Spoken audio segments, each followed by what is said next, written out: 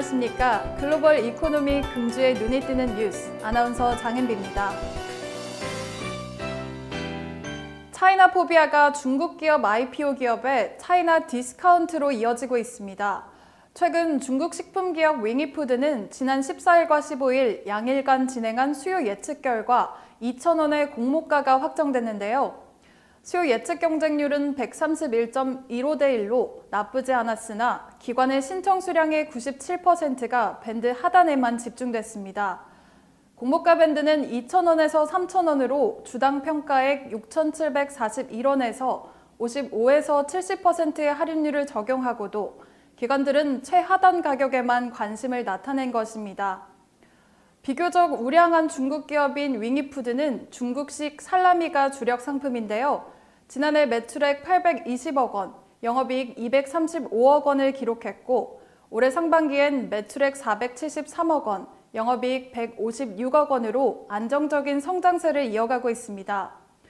이런데도 낮은 몸값으로 공모가가 결정된 데는 중국 기업에 대한 불신이 큰 탓인데요. 완리와 중국 원양자원은 감사 의견 거절로 각각 지난해 5월과 9월 상장 폐지됐습니다. 차이나 하오란도 주요 종속회사의 영업정지 등의 문제로 불성실 공시에 의해 거래가 정지된 상황입니다. 웨이포트 유황공사는 주가 부진이 장기화되자 자진 상장 폐지를 결정하고 지난해 7월 증시를 떠났습니다. 이 같은 중국 기업 불신으로 윙이푸드는 코스닥 입선 9부 능선까지 우여곡절을 겪으며 지난해 6월 코스닥 상장 예비 심사를 청구했으나 11월 자진 철회한 바 있습니다. 윙이푸드는 회계 우려 해소를 위해 거래소가 중국 현지를 방문해 부가가치세 영수증을 확인하는 등 고강도 심사 기준을 통과했습니다. 특히 최대 주주 보호 예수기간 연장과 배당 계획 명시 등 기업 투명성을 강화하는 노력도 병행했습니다. 하지만 그럼에도 불구하고 시장에서 중국 기업에 대한 불신이 해소되지 않아 공모가에도 역풍을 맞은 셈입니다. 비교적 우량 기업에 속한 윙이푸드가 기업 가치를 제대로 인정받지 못함에 따라 이후 중국 기업 IPO에도 악영향을 미칠 전망입니다. 미국이 중국산 수입품에 전면적인 관세를 부과할 경우 평균 관세율이 7.2%로 치솟아 경제에 악영향을 줄 것이라는 지적이 나왔습니다. 미시간 대학의 저스틴 울퍼스 교수는 미국이 무역 전쟁으로 얻을 수 있는 것은 적은 반면 치러야 할 비용은 어마어마하게 클 것이라고 우려했는데요. 울퍼스 교수는 또 중국과의 무역 전쟁이 시작되기 전인 지난해 평균 관세율은 1.4%에 그쳤으나 중국을 비롯한 여러 국가에 관세 폭탄을 때리기 시작한 올해 평균 관세율은 3.2%로 높아졌을 것으로 추산했습니다. 트럼프 행정부는 올해 7월에서 8월 500억 달러 규모의 중국산 수입품의 25%, 9월 24일부터는 2천억 달러 규모의 중국산 수입품에 10%의 관세를 부과했습니다. 여기서 2천억 달러 규모의 중국산 수입품에 대한 관세율은 내년 1월부터는 25%로 높일 예정입니다.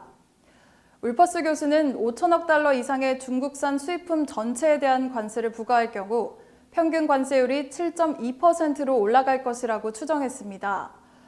트럼프 행정부가 수입 자동차와 부품에 25%의 관세를 부과하면 평균 관세율이 두 자릿수로 높아질 것으로 예상했습니다. 울퍼스 교수는 관세율이 10%로 뛰면 그에 따른 비용이 10배로 뛰는 것이 아니라 100배 이상의 피해를 줄 수 있다면서 상대적으로 낮은 관세율에선 큰 고통이 없지만 관세율이 높아지면 훨씬 더 심각한 결과를 초래할 수 있다고 지적했습니다.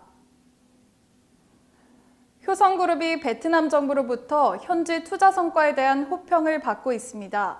베트남의 대규모 한국 투자자를 말할 땐 보통 LG, 삼성 등 유명한 대기업만을 언급하지만 효성이 수십억 달러를 베트남에 투자한 사실을 아는 사람이 거의 없다는 점에서 이례적인데요. 꽝남성 인민위원회는 땀탕 공업단지에 위치한 효성의 블라인드 커튼 공장 프로젝트 환경 영향평가 보고서를 공식 승인했습니다. 이는 효성이 투자 등록증을 수령하고 13억 4천만 달러의 자본을 가진 투자 프로젝트를 이행하는 데 있어 매우 중요한 움직임입니다. 효성은 그동안 베트남의 9개의 프로젝트에 투자해왔는데요. 지난 10월 초 개최된 30주년 FDI 유치 기념회의에서 북광남 인민위원회의 딘반튀 의장은 중부 지역의 시장 확대를 위해 2015년부터 추진했던 효성그룹의 프로젝트에 대한 투자 권리를 승인했습니다. 꽝남성의 효성 프로젝트가 곧 투자 등록증을 받으면 올해 최대 20억 달러 규모의 2개의 프로젝트에 투자하는 외국인 투자자가 될 가능성이 높습니다.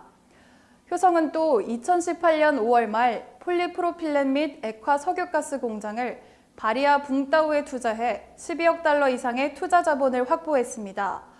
이어 효성은 카이맵 지역에 24만 톤 규모의 액화 석유가스 지하 창고를 건설하고 이 액화가스를 이용해 폴리프로필렌과 에틸렌, 프로필렌을 생산할 계획입니다. 공장은 2년 내 건설되며 2020년 말까지 완공해 운영에 들어갈 계획입니다. 완공 시 약 2,000명의 근로자가 몰려들고 연간 예산은 8천만 달러에 이릅니다. 신라 면세점이 스위스 프리미엄 화장품 브랜드 라프레리와 손잡고 한중 고객 초청 행사를 열어 전략적 협업 관계를 강화했습니다. 신라 면세점은 최근 라프레리와 크리니크, 조말론 런던 등 해외 유명 뷰티 브랜드의 신라 면세점 단독 상품을 출시하는 등 화장품 향수 면세점 강자로서의 입지를 강화하고 있는데요. 신라 면세점은 또 서울 신라호텔 영빈관에서 한국과 중국 VIP 고객 총 80명을 초청해 라프레리와 함께하는 더 뷰티하우스 위드 라프레리 행사를 개최한 바 있습니다. 라프레리는 스위스의 고급 화장품 브랜드로 캐비아를 함유한 화장품으로 유명합니다.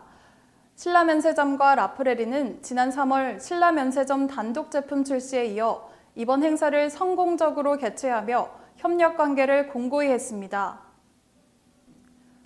프랑스의 세계적인 에너지 관리 및 자동화 전문기업 슈나이더 일렉트릭은 플랜트 분야 장치 성능 향상을 위한 애플리케이션 에코 스트럭처 필드 디바이스 엑스퍼트를 출시했습니다.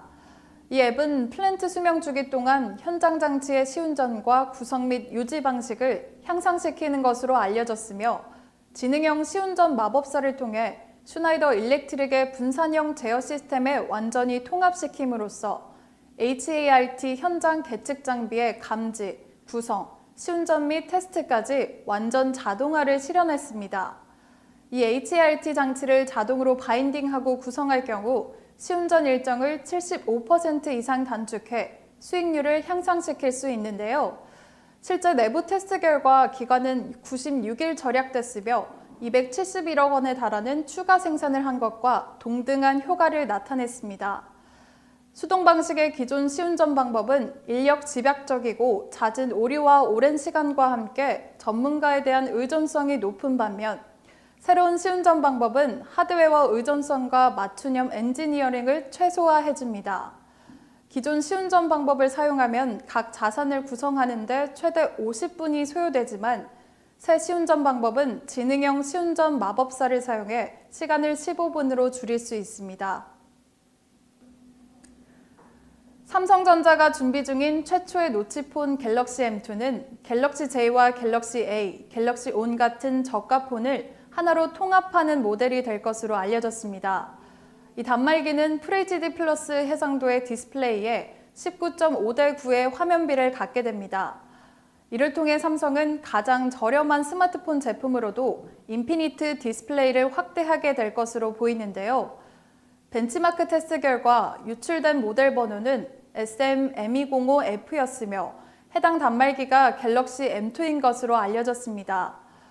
벤치마크에 등장한 또 다른 흥미로운 세부사항은 이 단말기의 32GB 내장 메모리와 엑시노스 7885 칩셋, 3GB 램과 1300만 화소 메인 카메라, 800만 화소 전면 카메라에 안드로이드 8.1 운영체제가 들어간다는 사실입니다. 삼성전자는 다양한 가격대의 스마트폰 라인업을 보유하고 있으며 주력 모델인 갤럭시 S 및 갤럭시 노트 시리즈와 중급 갤럭시 A 시리즈, 보급형 갤럭시 J, 갤럭시 C 및 갤럭시 온 라인업을 갖추고 있습니다. 삼성전자는 내년부터 갤럭시 M2를 도입하면서 갤럭시 J와 갤럭시 C, 갤럭시 온을 대체 공급할 것으로 알려졌습니다. 주로 아시아 중심의 신흥국가용으로 만들어진 저가의 보급형 스마트폰인데요. 이 세 개 모델의 차이점은 크지 않아서 이 점이 갤럭시 M2로 통합하는 요인이 된 것으로 분석됐습니다. 효성그룹이 베트남 선제 투자에 나서며 베트남을 황금알을 낳는 거위로 활용했습니다. 이처럼 효성그룹을 뒤이어 국내의 많은 기업들이 신흥시장을 공략해 글로벌 보폭을 넓혀가길 바라봅니다. 지금까지 금주의 눈에 띄는 뉴스였습니다.